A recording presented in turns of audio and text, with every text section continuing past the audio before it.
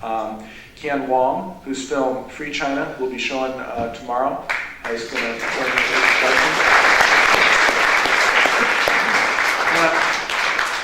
on up, Ken. So I surely hope that you can see that film tomorrow. And Jennifer Zhang, who is in that film, who unfortunately was the victim of the Chinese totalitarian state and spent time in re-education camps there, will join me as well.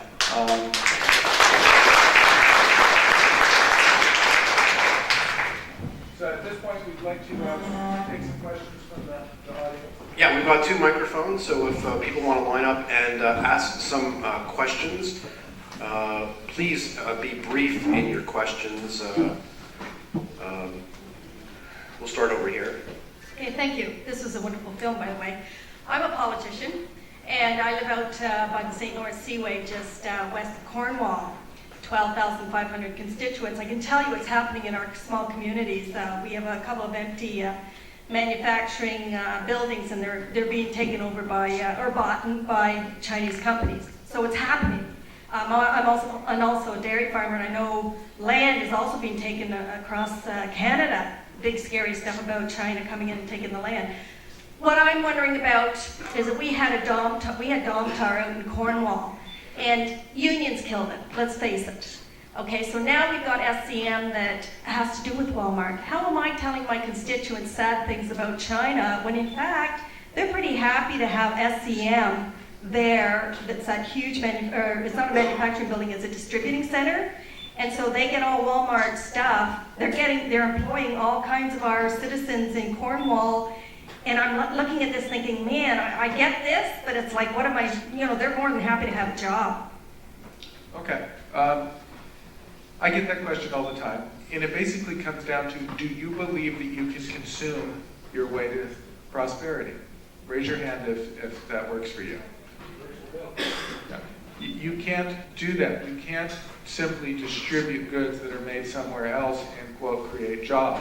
The United States is transitioning from being a manufacturing economy to a retail economy. And people are grateful if they can get 2 retail jobs at 30 hours apiece so that the employer doesn't have to pay them any benefits, and grateful for what. So we've got to start thinking short term. We've got to think long term. And these distribution plants, these retail stores, working for a foreign company and shipping all the profits back to that country, these are not long-term sustainable solutions. They are the things that will result in Canada becoming Venezuela instead of Canada staying a first world country. The same thing's happening in the United States. It's hard to see that when your only concern is how do I put food on the table next month. But we've got to stand up and say, we're great, powerful, prosperous people that are intelligent. We've got all the resources in the world. We have plenty of capital. What we just need is the courage and self-esteem to know that we can make it. And you made a comment about unions, and you're right. You notice Richard Tremper was in our film, and I get some folks that want to criticize what the unions did, and yeah, they definitely went above and beyond what their call was. On the other hand, you've got China on the absolute opposite end of the corner, where if 3 people get together and say they want to form a group to talk to the management about working conditions, they get beat up and thrown in jail. So we need to find a happy medium. I'm glad to see that people are realizing that perhaps the labor movement went too far in the US and Canada and made our industries non-competitive. But in the long run, we've got to find a way to be competitive, not to just throw in the towel and give up and say, oh, we did it wrong once. We're never going to succeed again. The best we can do is buy some Chinese stuff, and hopefully they'll give us a job selling it to each other. That's the path to doom. Either of you want to add anything to that? I just want to say congratulations, Greg. Fantastic film, and thank you for having us. It's quite sad that people don't realize the problem here. I mean, it's really communism on one hand. It's dictatorship that we're doing business with. And as an overseas Chinese, we've always wanted freedom for our people there.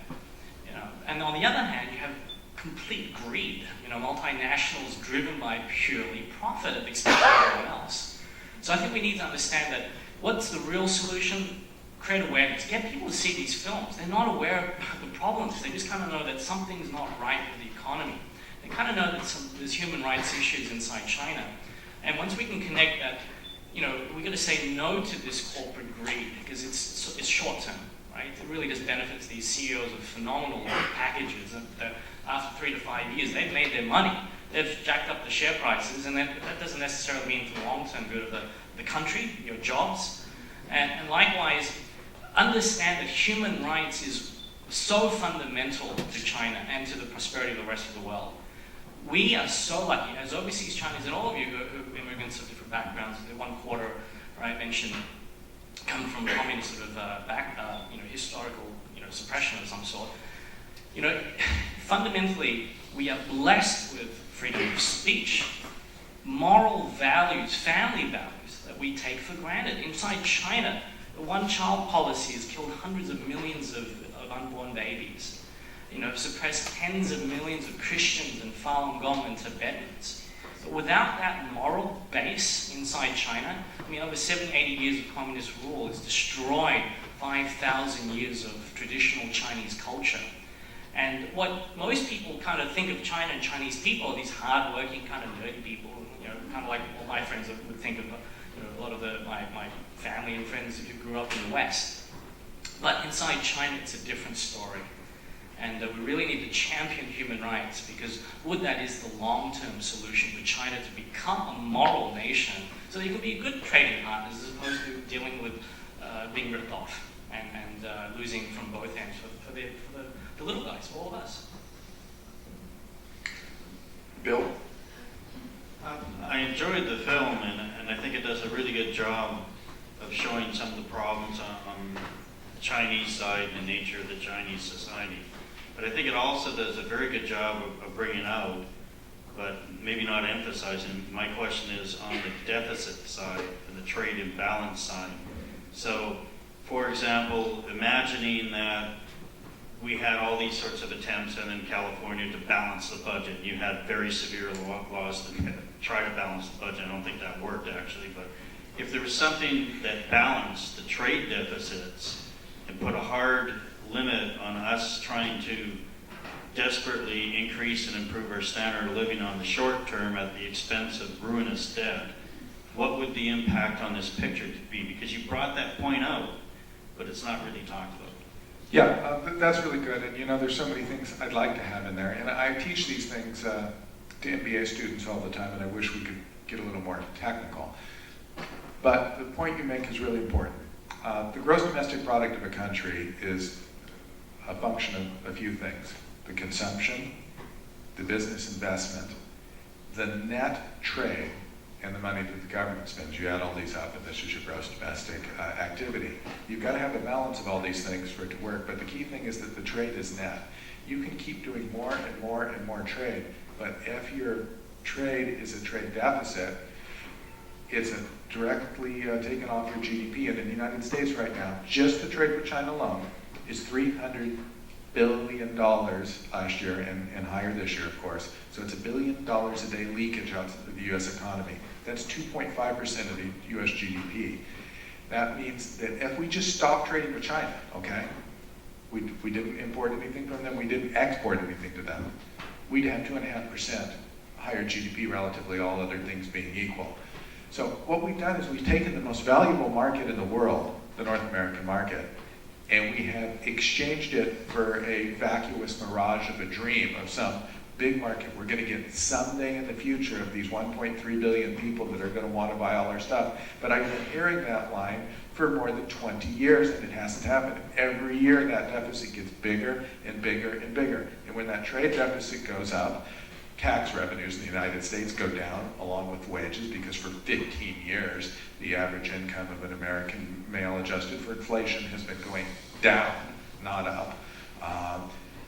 Then fiscal deficits occur, and of course at the same time you've got more people on unemployment, you've got more people trying to find ways to get onto various welfare and social programs, or they suddenly decide they don't feel well and they're going to go on workers' compensation because they're about to lose their job. All these things drive our twin deficits together. So you're absolutely right. We've got to do something about that. And if we created a forced balance trade agreement of some sort, where China simply wasn't allowed to sell us more than they bought from us, we'd be a whole lot better off, no doubt. I'm going to ask a question here. I used to work in the computer business. I used to work for Intel Corporation, actually in Asia. So today, if you want to go make a computer, a laptop, the whole supply chain is now in China, Taiwan. So you want to make a laptop, well, you need the case, and the case is made in China. And you need the power supply, but the power supply is made in China. You need the graphics card. You need all the components. The whole supply chain is in China. You could not manufacture this in the States even if you wanted to. How do we solve this issue of entire industries where every single part of the supply chain is in China? Yeah, I get this, frankly, as an excuse from a lot of manufacturers. Oh, I can't make it in the U.S. anymore because the supply chain is China. Well, why the hell is the supply chain in China? Because you moved it over there, all right? And tell me, what would be harder, moving the supply chain from the United States 10 or 15 years ago to a medieval third world country, which is what you succeeded in doing, or how hard would it be to move it back? It'd be a whole lot easier to move it back than it was to move it there. So, frankly, I don't even want to hear that excuse. You could do that. And we're going to have to find a way to do that if we want to remain a leading edge country. You look at the countries that have created a sustainable middle class where the people are prosperous and happy: Japan, Korea, Taiwan. They did this by embracing technology and manufacturing, creating high-value jobs, protecting their own markets while they did that so that these industries could occur. It's not rocket science. It's something they learned from the United States because it's exactly what the United States did during the 19th and 20th century. We stole Britain's technology, we stole their markets around the world, we out-manufactured them. Look what happened. And why did that happen? It's because the British embraced David Ricardo's theory of free trade. Decided they would open up their markets to other countries, no matter how those countries behaved. America kept her tariff high, protected her domestic industries under an economic plan called the national system, and it worked. These other countries just copied it. China's just the last country to copy it.